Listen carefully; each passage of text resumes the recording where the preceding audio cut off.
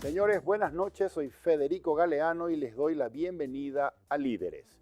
El líder invitado de hoy es el señor Raúl Vera Abogado, actual presidente del Banco Regional, actual presidente de la Asociación de Bancos del Paraguay y expresidente del Banco Central del Paraguay.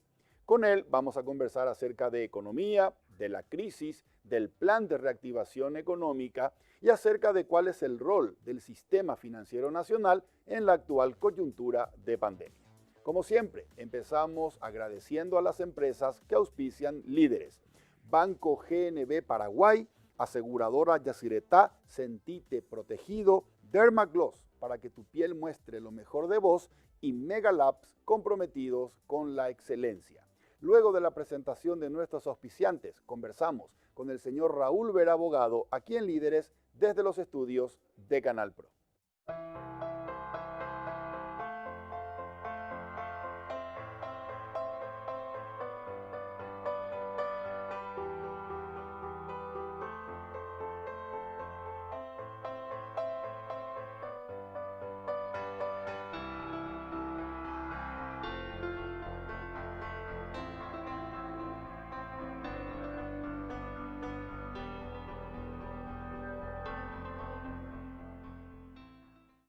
Aseguradora Yacyretá y General Seguro se fusionan y ahora somos más. Somos más los paraguayos que sí creemos, los que acompañamos tu crecimiento, los que estamos acá junto a vos trabajando en equipo. Ahora somos más los que siempre estamos cuando menos lo esperás y más lo necesitas. Dos empresas paraguayas, dos fuerzas nacionales que ahora son una. Aseguradora Yacyretá. Ahora somos más. Ser ultra es descubrir que la edad debe marcar momentos, no mi rostro. Al final del día, la crema noche protege el colágeno de mi piel y suaviza arrugas profundas, gracias a que contiene cronociclín e isoflavonas. Dermagloss Ultra Age más 50. Llévate bien con el tiempo. Las mujeres vivimos haciendo malabares, pero cuando estamos estreñidas, todo se nos complica. Para esos momentos de estreñimiento, elige Ciruelax, ahora en su nuevo tamaño, igual de efectivo y natural. Ciruelax al acostarse, resultados al levantarse. Hace un tiempo buscaba algo que me ayudara con los dolores articulares que aparecen con la edad y que complican mi día. Decidí probar Finartrit Advance. La fórmula 4 en 1 más completa desarrollada hasta hoy, que ayuda a mantener sanas tus articulaciones. Con Finartrit Advance, nunca dejes de moverte. Estoy en la mejor etapa de mi vida. Me siento como de 20. Volví a correr y para cuidarme tomo hidrolágeno todos los días. Así prevengo el desgaste articular, porque una cosa es tener 20 y otra cosa es sentirse de 20. Hidrolágeno, colágeno hidrolizado que alimenta tus articulaciones.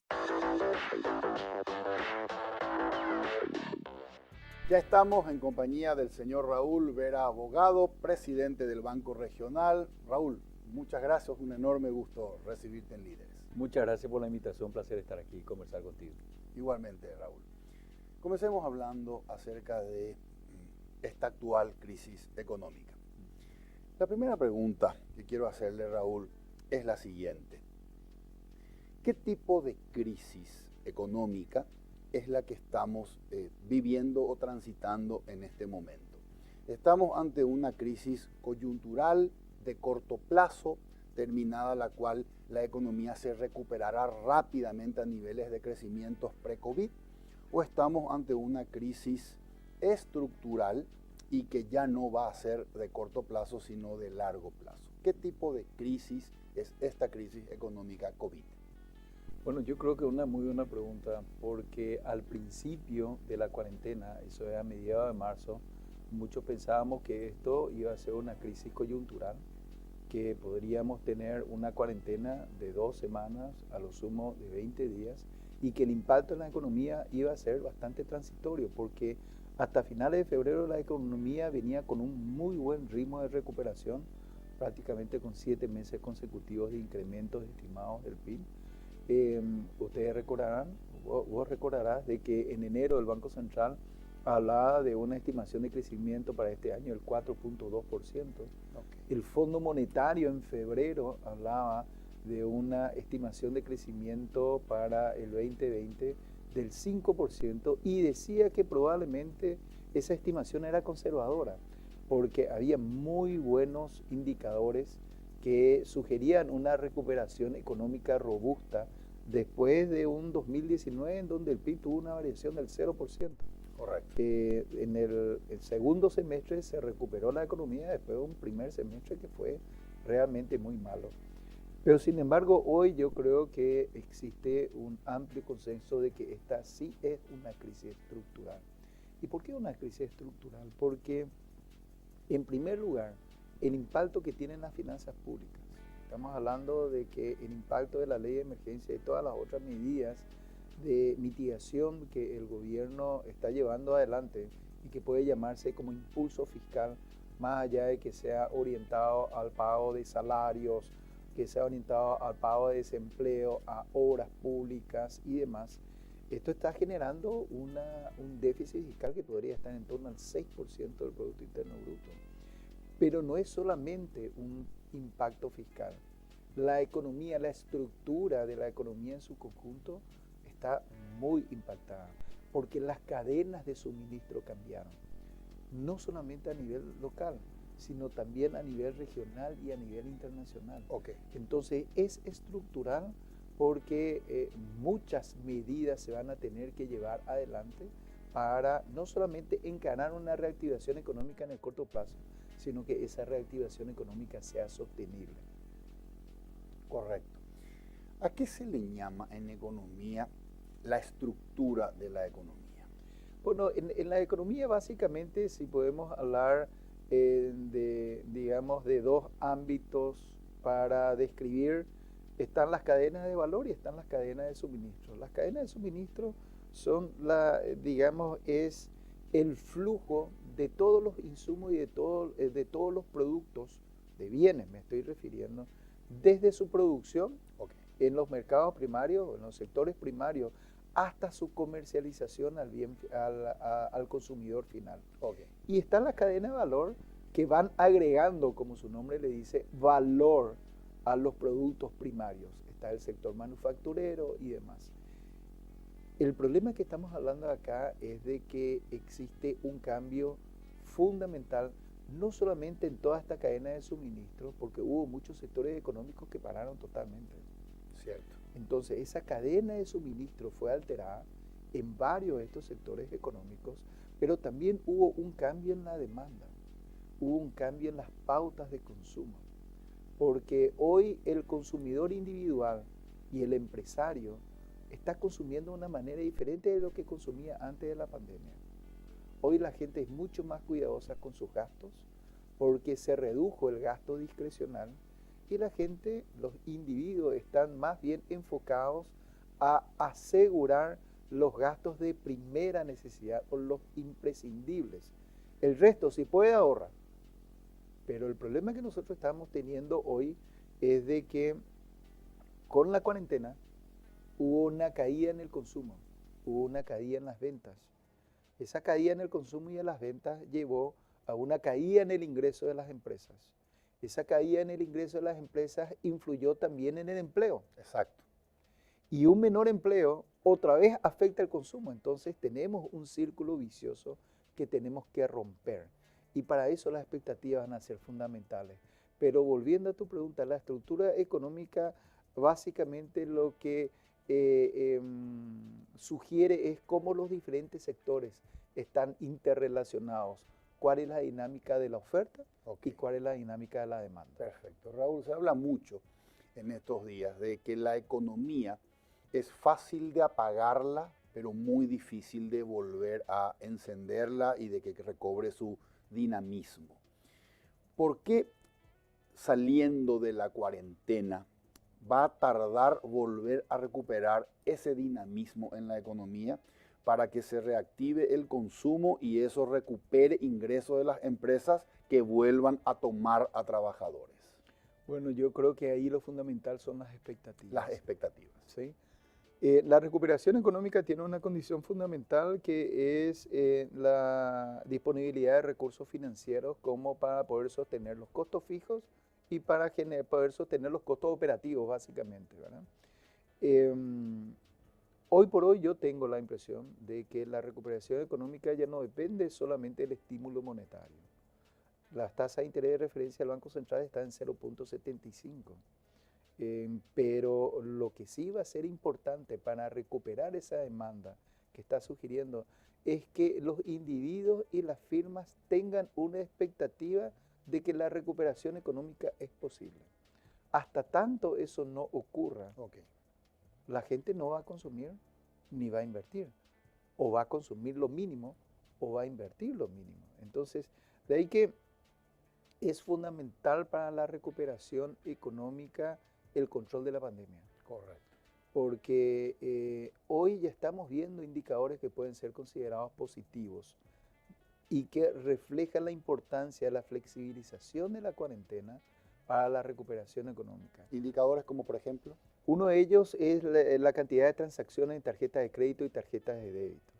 Si tomamos como punto de comparación la última semana de febrero de este año, cierto, la caída más pronunciada se observó entre la primera y la segunda semana de abril, con una caída del 48% del total de las transacciones versus la última semana de febrero.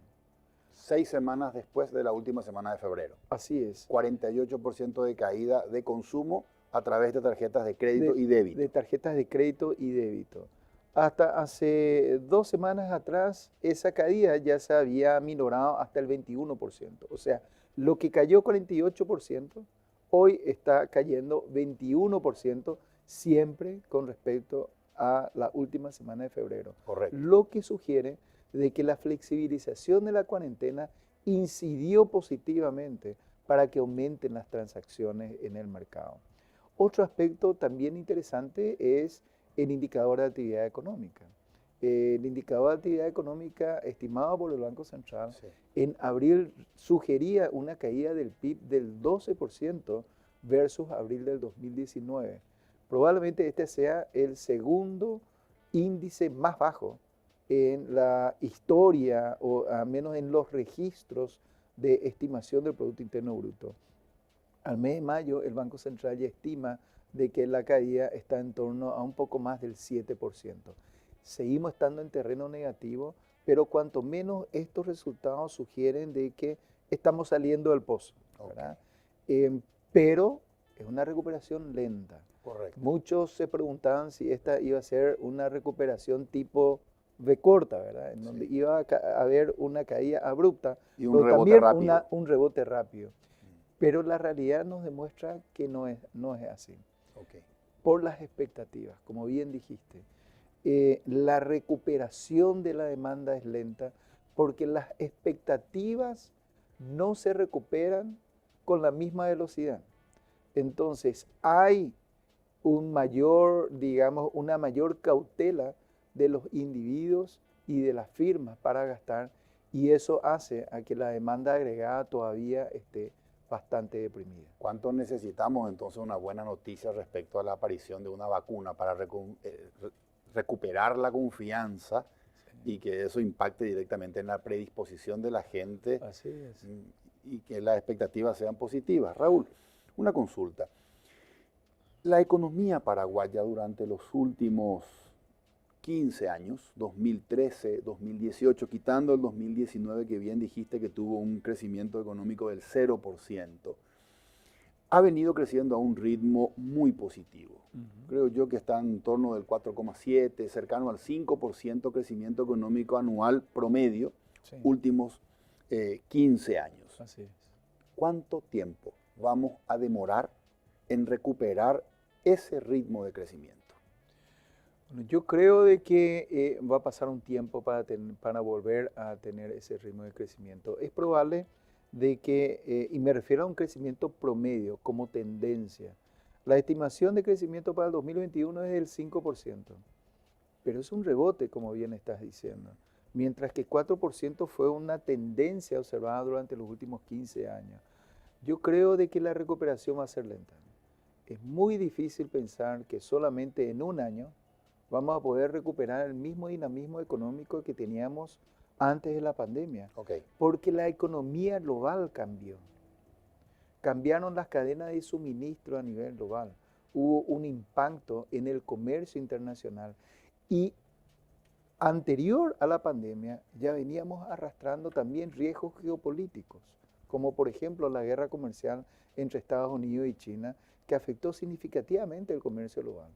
Yo creo que lo que vamos a ver en los próximos años, a diferencia de lo que vimos durante los últimos 20 o 30 años, vamos a ver una reversión de la globalización, porque todos estos riesgos políticos van a exacerbar sentimientos nacionalistas de proteccionismo y lamentablemente ahí quienes más perdemos somos los países que crecemos con una orientación hacia afuera. Exactamente. Y entre ellos Paraguay.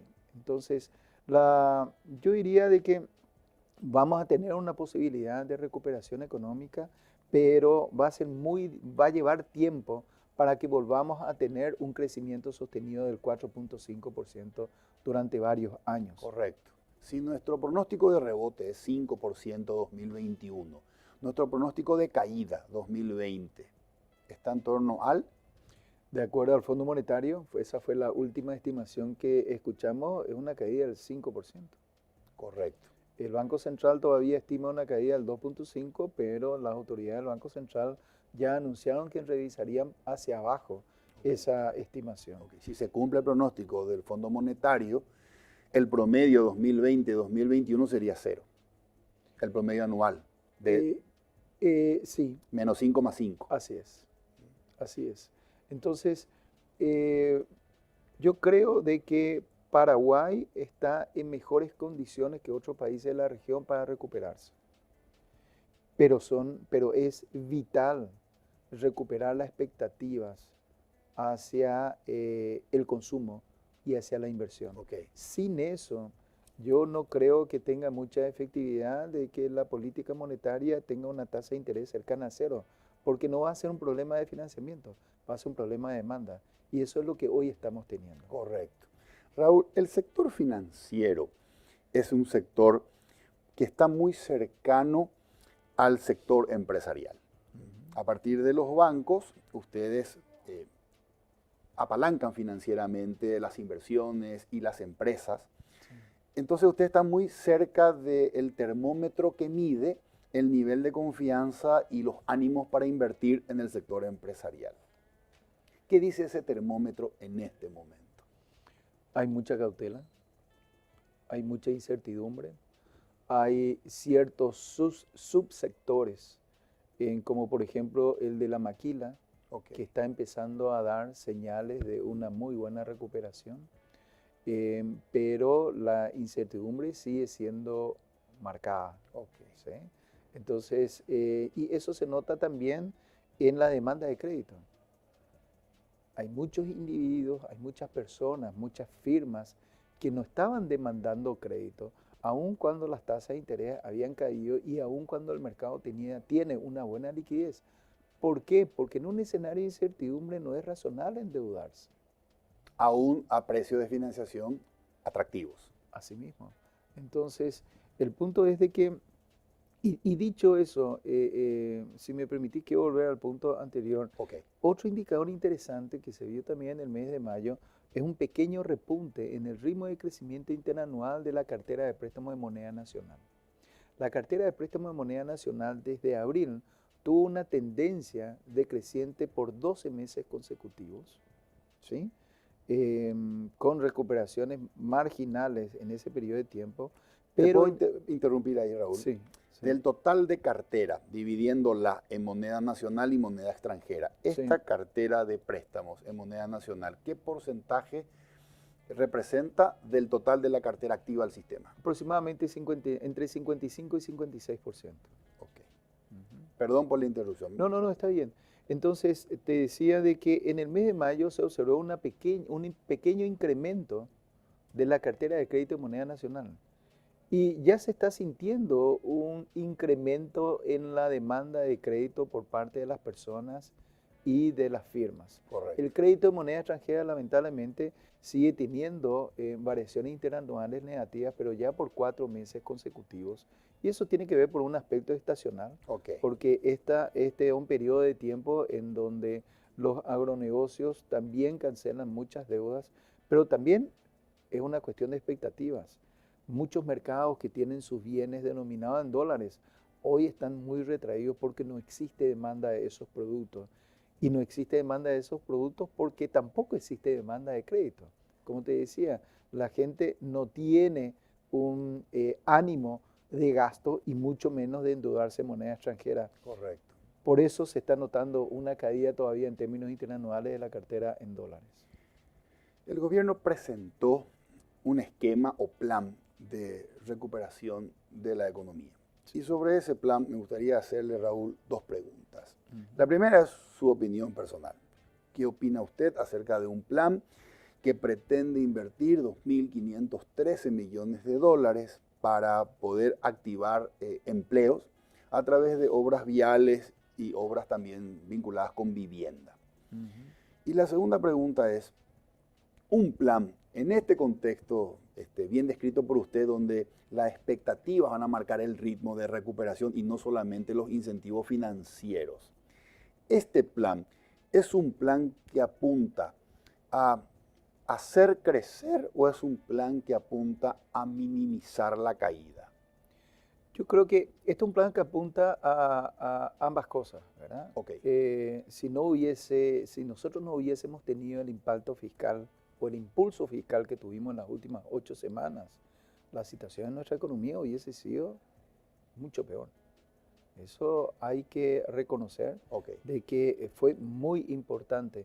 Y no solamente el impulso fiscal, fue también muy importante la reacción del Banco Central con adecuaciones, con medidas regulatorias de carácter transitorio y también con medidas de política monetaria que permitió estabilizar la liquidez en el sistema. Correcto. Ahora, este plan de reactivación económica está orientado no solamente a dar un impulso fiscal para el crecimiento a través de obras públicas, entre otras cosas, pero también está orientado a generar reformas estructurales, que es lo que nuestro país necesita, y ahí volvemos a la primera pregunta que había formulado. Exactamente. ¿Cuáles son esas reformas estructurales que el país necesita? Una reforma del servicio civil, una reforma de las contrataciones públicas. Estos 2 son aspectos esenciales para aumentar la calidad del gasto público. También se necesita una reforma del sistema de pensiones. En Paraguay lo que más necesitamos son recursos a largo plazo. Porque muchos se preguntan, ¿por qué en Paraguay no existe o no se le financia a 20, a 30 años de plazo a las personas o a las empresas? Porque no hay depósito a esos plazos. Correcto. ¿Sí? Exacto. El plazo promedio de los depósitos en nuestro sistema hoy es inferior a 2 años.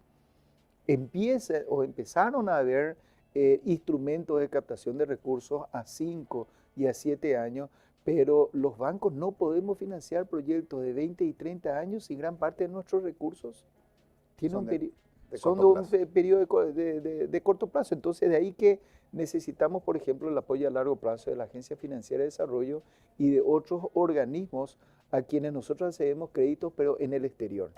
Ahora, el punto, volviendo a la Ley de Reactivación Económica, yo personalmente creo de que varias reformas que están incorporadas o están incluidas en el plan de reactivación económica van a ser claves para que la reactivación económica sea sostenible. Porque el impulso fiscal puede generar un impulso de corto plazo en la demanda agregada, hasta que termine la ejecución, por ejemplo, de las obras públicas. Pero la sostenibilidad de la reactivación económica va a venir por el lado del consumo privado.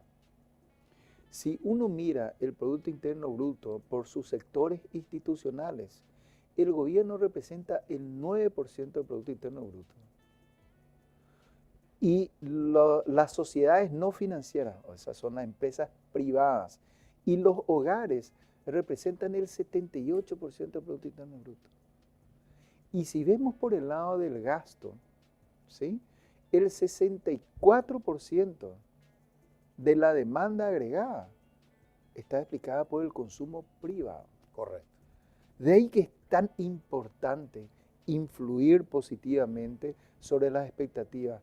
Pero para influir positivamente sobre las expectativas, se tiene que tener un buen plan económico y se tiene que tener, digamos, certeza de que esos planes y que esas reformas van a poder implementarse.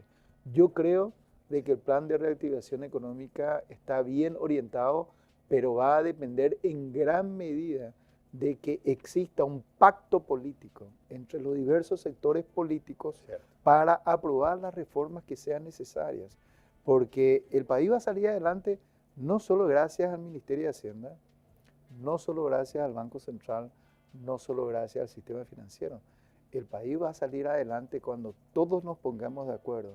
Y en ese sentido los sectores políticos cumplen un rol fundamental. Así mismo, así mismo. Entonces, si el gobierno presentaba este plan de reactivación económica solamente con las acciones de corto plazo, 2020-2021, y no incluía una de esas patas, que es una batería de proyectos de leyes, superintendencia de seguros, ley de responsabilidad fiscal 2.0, reforma del servicio civil, reforma a contrataciones públicas, no hubiese inspirado la confianza que ha inspirado este proyecto por contener esas bases de soporte de largo plazo. Yo creo de que el plan está bien formulado. La duda está en la capacidad de implementación por el consenso político que pueda haber para llevar adelante esas reformas. De ahí que hablo de que es importante que exista un pacto político, porque vamos a necesitar de todos para que la economía despegue. Eso en su conjunto es lo que va a definir las expectativas positivas que necesitamos para que el consumo privado, que mueve el 64% de la demanda agregada, realmente haga sostenible esa recuperación económica. Correcto. Así que podría decirse que esto es algo positivo de esta coyuntura, porque a lo mejor ese consenso político de partidos, de sindicatos para aprobar estos proyectos de leyes en un contexto de no emergencia económica tal vez hubiese sido un poco más difícil de conseguir. Es así, yo soy optimista, yo prefiero ver el vaso siempre medio lleno. Creo de que existe un esfuerzo para generar opciones de política, pero es importante que exista ese respaldo también de las fuerzas políticas, ¿verdad? Absolutamente, absolutamente. Raúl, antes de pasar a hablar acerca del rol del sistema financiero en esta coyuntura de pandemia, quiero hacer una consulta con respecto al dólar. Estamos un poco asustados respecto al valor del dólar y la pregunta es la siguiente. ¿Se espera ahora la intervención del Banco Central para que el dólar no supere la barrera de los 7.000 guaraníes por dólar? ¿O tenemos que empezar a hacernos la idea de que el dólar va a costar más de 7.000 guaraníes? Yo creo que el Banco Central está interviniendo en el mercado, está moderando el incremento del tipo de cambio, vendiendo dólares en el mercado, pero con todos estos impactos que nosotros estamos teniendo, con un déficit fiscal del 6% y con el nivel de liquidez que existe, yo creo que es previsible un incremento del tipo de cambio de una manera ordenada, que es lo que está buscando el Banco Central. Si ese umbral de 7.000 que estás mencionando ya está muy cerca. Exactamente. Yo creo que eso se va a superar, pero lo importante es de que el ritmo de incremento del tipo de cambio no sea abrupto, que las empresas y los individuos puedan anticipar cuál es el ritmo de incremento del tipo de cambio, es lo importante. Y para eso el Banco Central es crucial. Y el Banco Central tiene una presencia muy firme en el mercado y creo que se están haciendo bien las cosas. Ahora, de nuevo, todo depende también de las expectativas. A diferencia de otros países en la región, en Paraguay hemos aprendido que el tipo de cambio, al menos en nuestro país, también cae. Así que de ninguna manera yo pretendo decir de que el tipo de cambio va a aumentar en forma, digamos, irreversible. Es probable que exista una debilidad de nuestra moneda porque en última instancia un aumento del tipo de cambio es una mayor debilidad de nuestra moneda. Pero en la medida en que podamos ser capaces de generar una reactivación económica, es muy probable que eso se mitigue. Se vuelva a nivelar. ¿Puede impactar esto en las metas de inflación, un incremento de la cotización del dólar? Sí, pero esa es una muy buena pregunta. Es muy difícil estimar hoy si el impacto de esta pandemia va a ser de carácter deflacionario o va a haber un impacto inflacionario. Si uno ve un punto de vista estrictamente monetario, con todo este impulso fiscal que se dio, con todas estas facilidades de liquidez que se otorgó, es probable de que de acá a un tiempo existan presiones inflacionarias, pero van a haber presiones inflacionarias siempre y cuando la gente gaste. Exactamente. Si la gente no gasta, la gente probablemente se quede con esa liquidez y esa liquidez esté guardada. Entonces es muy difícil todavía anticipar cuándo se va a observar el impacto inflacionario de condiciones monetarias mucho más laxas o condiciones monetarias, digamos, acomodaticias que se hicieron para sostener este impacto de la pandemia. Pero incluso a nivel global es muy difícil anticipar si todo esto va a tener un impacto deflacionario o inflacionario. Puede tener un impacto deflacionario en la medida en que el consumo global no se recupere. Pero decíamos antes de que las cadenas de suministro a nivel global están bastante afectadas.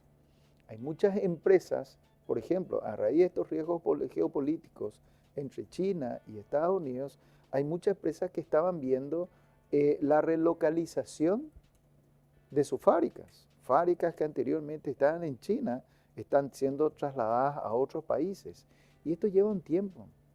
Entonces, si el consumo se recupera, pero las cadenas de suministro no terminan por ajustarse, es probable que haya un impacto, que haya una presión del consumo sobre un universo de bienes que puede ser menor en su volumen porque las cadenas de suministro todavía no se recuperan. Así que yo creo que todavía no son claras cuáles van a ser las fuerzas que van a predominar. Una fuerza, un impacto inflacionario o un impacto deflacionario. Ciertamente, en el corto plazo, el impacto deflacionario es inevitable y de hecho eso ya se ve en la inflación que nosotros tenemos en Paraguay. Exactamente. Raúl, usted es presidente de la Asociación de Bancos del Paraguay. Quiero preguntarle sobre el porcentaje o tasa de morosidad. Esta situación coyuntural, esta crisis económica, ¿cómo ha afectado la tasa de morosidad del sistema financiero? Bueno, comparado con los niveles de febrero pasado, aumentó no en demasía, pero hubo un incremento marginal. Si recuerdo bien, aproximadamente 0.6%. Pero en la medida en que la reactivación económica se demore y los estímulos fiscales vayan cayendo, es lógico suponer de que pueda haber un deterioro de la cartera. Por esa razón, muchos bancos estamos haciendo un exceso de reservas para anticipar esos impactos. ¿Cuánto es en porcentaje hoy la tasa? La tasa de morosidad está ligeramente arriba del 3%. Correcto. Lo que representa un 0,6% por encima de febrero. De lo que fue febrero. De lo que fue Así febrero. mismo. Está al 3.5 aproximadamente en los números a mayo. Correcto. Dígame si es correcta la información que estuve leyendo. La cartera total activa del sistema financiero como porcentaje de la cartera pasiva, es decir, los créditos concedidos como porcentaje del dinero captado, ha disminuido en el sector financiero. Es decir, hay mayor liquidez en los bancos al disminuir el peso de la cartera activa con respecto a la cartera pasiva. Quiero que me diga si eso, ¿cómo tengo que leer ese indicador? ¿Tengo que leer que eso va a presionar hacia abajo las tasas de interés, tanto cartera pasiva como activa? Es probable. Es probable porque la liquidez, eso ocurrió, lo que usted está diciendo ocurrió por un incremento de los depósitos. Los depósitos se incrementaron en cerca del 12% en términos interanuales y con respecto a diciembre el incremento de los depósitos es superior al 8%. Eso es porque la gente necesita liquidez.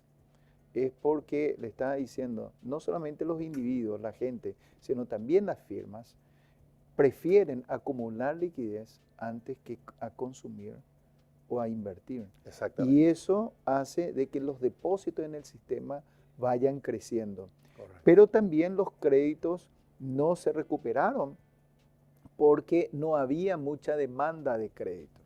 Y lamentablemente en este caso también hay que reconocer el hecho de que en un escenario de crisis como esta, en donde muchas pymes, por sobre todas las cosas, pymes en su conjunto necesitaban de financiamiento, esta crisis revela que la informalidad cuesta caro. ¿Por qué la informalidad cuesta caro? Porque muchas de esas MIPYMES no son sujetos de crédito. Para que tengan una idea... Por el marco regulatorio. Por el marco regulatorio, claro, porque para que tengan una idea, la Asociación de Emprendedores estima que de aproximadamente 800.000 MIPYMES, un poco menos de 300.000 están formalizadas. Estos son números del Ministerio de Industria y Comercio. Okay. Y la Asociación de Emprendedores estima que esas 300.000, cerca de 30.000 son clientes de los bancos. Esto quiere decir de que nosotros tenemos como clientes a menos del 10% de las MIPYMES, lo cual sugiere que la gran mayoría de las MIPYMES están siendo financiadas o por cooperativas o por casas de créditos o por usureros. Exactamente. Entonces, lamentablemente, lo que refleja hoy la realidad es de que aquellas que no son formales sufren mucho porque no tienen ese colchón de crédito que necesitan cuando existe un impacto como el que hoy estamos teniendo. Se hicieron muchos esfuerzos, se siguen haciendo esfuerzos. El Banco Central redujo los requerimientos para la concesión de crédito a las MIPYMES. El gobierno implementó el FOGAPI a través de la Agencia Financiera de Desarrollo y la dinámica del FOGAPI es buena. ¿Por qué digo que es buena? Porque a finales de marzo prácticamente no tenía saldo alguno. A finales de abril se habían utilizado 76 millones de dólares. A finales de mayo se habían utilizado 76 millones de dólares. A finales de junio ya se habían utilizado 176 millones de dólares. O sea, tuvo un primer salto de 76 millones de dólares en un mes. El segundo mes saltó 100 millones de dólares y hoy está por arriba de los 190 a mediados de julio. El FOGAPI está creciendo Lo bien. que representaría el 20% de los 500 que hay en total. Claro, porque este FOGAPI hasta ahora benefició a cerca de 10.000 MIPYMES. Y estábamos hablando que cerca de 30.000 son estimadas que son clientes, como clientes Correcto. de los bancos. El drama y la dificultad está en todo el resto que o están siendo financiadas por las cooperativas y por las casas de crédito, cuya dinámica de crédito yo desconozco, o están financiadas por un sistema financiero informal. Correcto. Por los usureros. Entonces, ese es el drama fundamental y por eso es de que se percibe aún que el crédito no llega a este sector. Pero los bancos hemos hecho un esfuerzo enorme desde que comenzó la pandemia. A solo 4 días de iniciar la cuarentena, los bancos ya divulgamos muchas medidas de alivio financiero. Okay. Entre ellas, se prorrogó por 90 días el pago del 100% del financiamiento de las viviendas. O sea que todas las cuotas para la vivienda fueron prorrogadas por 90 días. Se eliminó o se suspendió el pago mínimo de las tarjetas de crédito también por el mismo periodo de tiempo y también se prorrogaban por 90 días todos los préstamos con cuotas de individuos y de MIPYMES. O sea, el esfuerzo que ha hecho el sistema bancario ha sido bastante importante. Vamos a seguir haciendo definitivamente, pero todo también va a depender de la demanda de crédito. si no hay un apetito de consumo y de inversión y no se recupera la demanda de crédito, nosotros podemos ofrecer muchas líneas, la tasa de interés puede estar muy baja, pero nadie no va a tener apetito para endeudarse. Correcto, correcto. Raúl, leí en alguna red social un comentario, porque hay muchos comentarios respecto al apoyo o no del sistema financiero a los pequeños, medianos y microempresarios. Se dice de todo, algunas cosas son falsas y otras cosas verdaderas. Uno de los comentarios decía, no van a estar interesados en asumir riesgos, a pesar de que hay una cobertura del Estado que respalda un porcentaje de ese crédito, porque ellos pueden obtener rentabilidad sin riesgo utilizando las ventanillas de disponibilidad que abrió el Banco Central y colocando esas disponibilidades en letras, por ejemplo. Es correcto que los bancos puedan utilizar esas ventanillas para poder comprar letras o poder comprar divisas, por ejemplo, y obtener retorno en esas inversiones que obviamente pueden ser absolutamente menos riesgosas o cero riesgosas comparado con que yo tenga que apoyar a una MIPYME. ¿Es correcto? ¿Eso se puede hacer? No, no se puede hacer. El Banco Central tiene un escrutinio muy riguroso sobre cualquier uso del encaje legal o cualquier operación de reporto que se están haciendo con bonos del Tesoro, con instrumentos de regulación monetaria. Okay. El Banco Central está teniendo un escrutinio muy fuerte sobre el uso de esos recursos. Y hoy por hoy, si la tasa de interés de política monetaria es 0.75, imagínense cuánto van a ser. Exactamente. Cuál va a ser el rendimiento de los instrumentos de regulación monetaria. Exactamente. Así, y por el lado de las compras de dólares, todos los bancos tenemos un límite para una posición sobrecomprada en dólares, que ya nos habíamos comprometido meses atrás, inclusive antes de iniciarse la pandemia. Así que tampoco los bancos tenemos un límite indefinido para comprar dólares o para especular con el dólar. De ninguna manera, no se puede hacer eso. Correcto. Si soy un pequeño empresario y tengo una agencia de viajes, un hotel, o también puede ser de cualquier otro rubro, mi empresa, y yo le presento una carpeta al sistema financiero porque necesito un préstamo que me ayude a surfear esta ola y no morir en el intento. ¿Qué es más, qué se convierte para el sistema financiero en mayor obstáculo o en un problema mayor para poder concederme el crédito? Le voy a dar tres opciones y usted me evalúa cada una de las tres. Opción A, el volumen de solicitudes es muy superior a la infraestructura, no podemos procesar todo rápido porque son demasiadas carpetas de todos los sectores al mismo tiempo y nuestra infraestructura es limitada. Opción B, hay sectores donde es muy difícil poder predecir si va a tener o no la capacidad de repago. Si tenés un hotel, una agencia de viajes, eso me dificulta poder darle el préstamo. Opción C, el nivel de informalidad de mis documentos que no se adecuan al marco regulatorio del sistema. ¿Qué pesa más para que sea difícil para mí obtener un sí, te vamos a desembolsar el préstamo? Yo diría que una combinación de B y C. Ok. En la medida en que existan dificultades para presentar un flujo de caja, Cierto, que pueda reflejar una capacidad de pago, una persona o una firma va a tener dificultades para poder acceder al crédito. Ahora, también influye la formalidad, la informalidad, como habíamos comentado recientemente.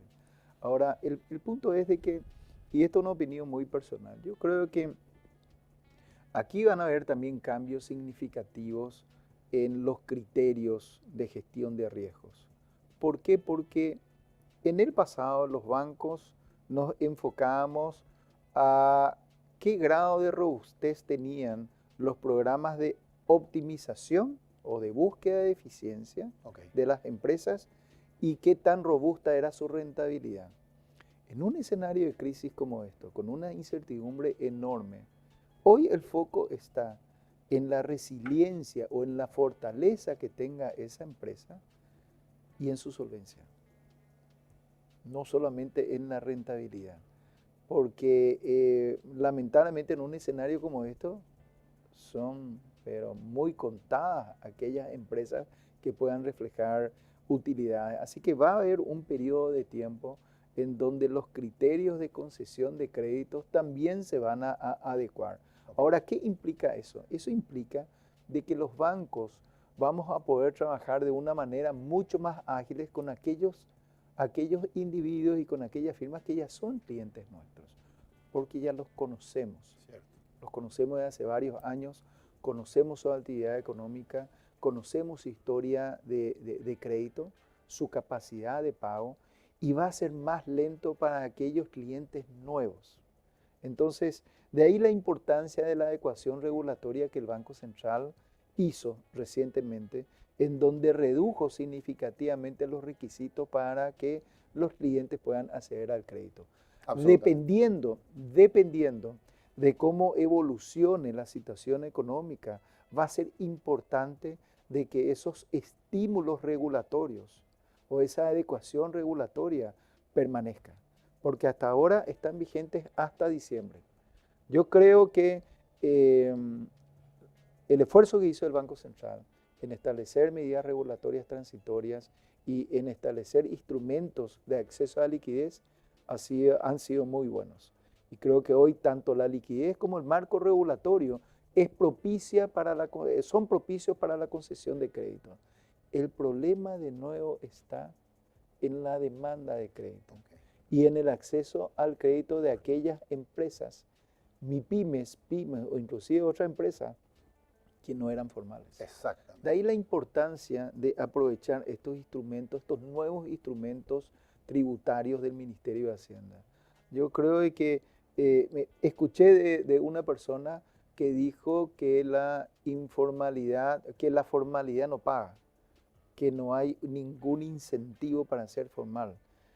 Yo creo que la experiencia de las últimas 8 semanas nos indica precisamente lo contrario.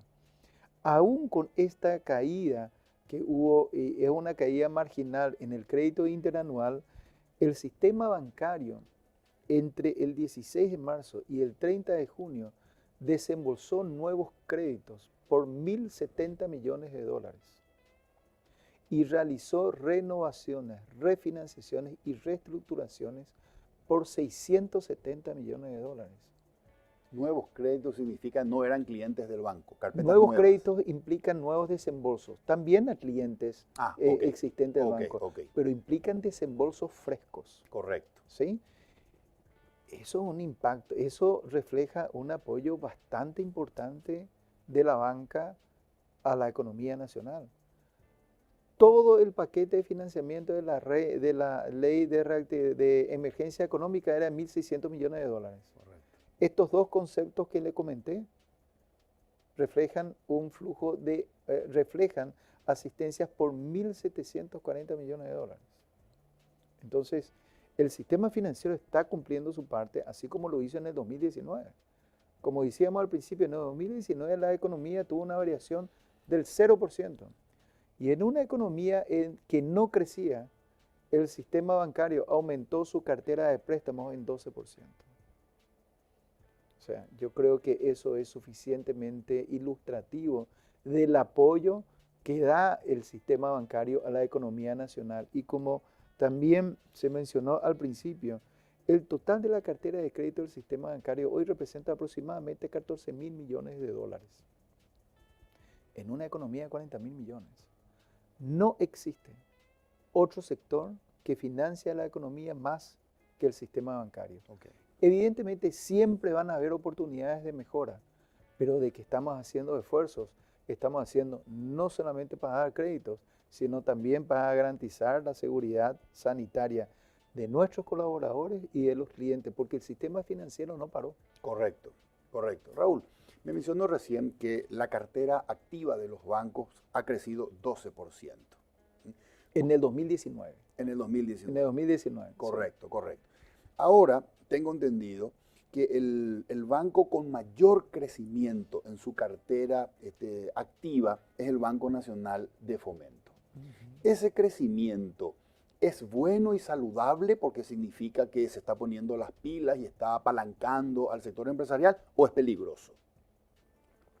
Nosotros celebramos el dinamismo del Banco Nacional de Fomento y celebramos su involucramiento en sectores productivos. Porque a lo largo de los últimos años, lamentablemente, el 54% de la cartera de crédito del Banco Nacional de Fomento se orientó al consumo. No pretendo decir de ninguna manera que financiar el consumo está mal, porque eso también genera actividad económica. Pero lo que hoy muchos sectores reclaman es el apoyo a los sectores productivos, el apoyo al sector primario, el apoyo al sector industrial, el apoyo al sector de servicios. Y realmente celebramos de que el Banco Nacional de Fomento está haciendo un esfuerzo enorme para adecuar rápidamente su infraestructura para responder a toda esta demanda. Porque hay que reconocer que la estructura del Banco Nacional de Fomento no estaba preparada como para responder a esta demanda. Yo creo personalmente que están haciendo un esfuerzo enorme y eso es muy positivo. Correcto. Terminado el año 2020, el sistema financiero, o mejor dicho, la rentabilidad promedio del sistema financiero, ¿habrá caído respecto al año 2019? Sí, con seguridad. A mayo se estima que la rentabilidad ya cayó cerca de 30%, y estas son cifras del Banco Central, son cifras que se publicó inclusive en medio de prensa. Eso va a ser inevitable. Va a ser inevitable precisamente por las medidas de alivio financiero que le había comentado, porque durante todo ese periodo de tiempo los ingresos de los bancos disminuyeron, porque la gente no pagaba su cuota de su casa, porque la gente no pagaba su cuota de otros préstamos individuales o las MIPYMES, y eso impactó en el margen financiero de los bancos. Definitivamente este va a ser un año con una rentabilidad menor de la que se tuvo el año pasado. Correcto. Raúl, volviendo al tema de la carpeta que yo presento a un banco para solicitar el apalancamiento. Sí. Y quiero tomar sus palabras. Usted decía que necesita que yo pueda proyectar un flujo de caja para ver si puedo ser o no sujeto al préstamo. En este momento, teniendo en cuenta que me dedico a una agencia de viajes o a un hotel, yo no tengo una previsión certera respecto al flujo de caja. La pregunta es, si se modifica la ley de funcionamiento del FOGAPI y aumenta la garantía, minimizando el porcentaje de ese préstamo que no está cubierto, aún sin una previsión de un flujo de caja, ¿sigo siendo no atractivo modificando la ley de FOGAPI o modificando la ley de FOGAPI tal vez sí exista mayor posibilidad de que me den el préstamo? Yo creo que va a depender caso por caso, porque hay algunas agencias de viajes que van a ser mucho más fuertes o que van a demostrar una fortaleza diferente que otras agencias de viajes. Aquellas agencias de viajes ya están muy endeudadas, incluso antes de la pandemia, van a estar en una situación mucho más comprometida de aquellas que no lo estaban. Entonces, por eso me refiero de que eso va a definirse caso por caso. El incremento de la garantía de FOGAPI al 90% sí puede ayudar, pero el punto es el siguiente, fíjese de que aún con un incremento de la garantía al 90%, los bancos deberían prever de que probablemente pierdan 10%. Y los bancos somos resguardo de depósitos. Nosotros no le podemos decir a nuestros depositantes, mira, nosotros estuvimos apoyando a la economía a través del FOGAPI y perdimos 10%. De ahí que es muy importante de que se tenga bien clara la noción de que la responsabilidad primordial del banco es velar por la seguridad de los recursos de nuestros depositantes. El sistema bancario es responsable por 16.000 millones de dólares de depósitos. Entonces, de ahí que es imperiosa la necesidad de que cualquiera sea el sector económico del que se trate, la gestión de riesgo de crédito sea eficiente. Y para darle una idea, hoy el fondeo promedio en moneda nacional está en aproximadamente 4.5%. En condiciones normales, la morosidad promedio del sector MIPYMES está en torno al 6,5%. O sea, solamente con el costo de fondeo y la morosidad de fondeo ya estamos hablando del 11%. Y todavía no estamos hablando de los costos de operación. Correcto. ¿A qué me refiero con los costos de operación? Para un banco necesita una mayor estructura para gestionar 100 créditos de 50 millones de guaraníes cada uno que para gestionar un crédito de 5.000 millones de guaraníes. porque necesita mayor cantidad de personal, necesita mayor infraestructura para monitorear la salud de ese crédito mientras esté vigente. Y eso hace que la tasa FOGAPI no permita beneficios. En algunos casos. En algunos casos. En algunos casos. Por eso es de que, pero yo creo que todo está por verse. Yo estoy convencido de que una ampliación del FOGAPI va a traer beneficios porque no solamente va a aumentar la garantía, sino también va a aumentar la elegibilidad de las empresas que pueden beneficiarse con el FOGAPI. Perfecto. Y eso va a ser fundamental. Raúl, yo tengo que ir a una pausa y quiero que me responda una pregunta cuando volvamos. Sí. En una escala de 1 al 10, ¿qué calificación usted le da al manejo desde el punto de vista económico de esta crisis del Poder Ejecutivo? Califíqueme eso a la vuelta de la pausa, por favor. Muy bien. Hacemos una pausa y regresamos para cerrar el programa con el presidente del Banco Regional, señor Raúl Vera Bogado.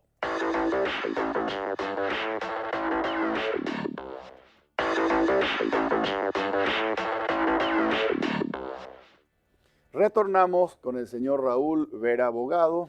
Raúl, quedó pendiente tu calificación en una escala de 1 al 10 al gobierno, al Poder Ejecutivo, respecto a cómo ha manejado esta crisis económica.